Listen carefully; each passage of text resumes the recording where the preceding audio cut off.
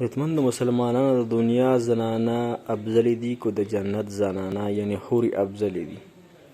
حضرت ام سلمہ رضی الله تعالی عنها د دوانو جهانو سردار جناب محمد رسول الله صلی الله علیه وسلم ته ورله یا رسول الله د جنت حوری افضلی دي او کنه د دنیا زنانه بهتری دي.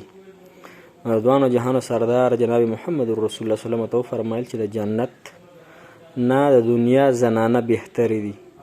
هغه ته عرض وکړ یا رسول الله هغه څنګه؟ وی هغه داسې چې په دنیا کې چې کم زنانه دي یعنی تورسري زنانه دي هغه مونږ کوي روزه نیسي د خپل خاوند اطاعت کوي په مشقت او په تکلیف کې ژوند تیری خپلو بچو ته صحیح تربیت ورکوي د خپل خاوند تابعداري کوي د هغه خبره مني.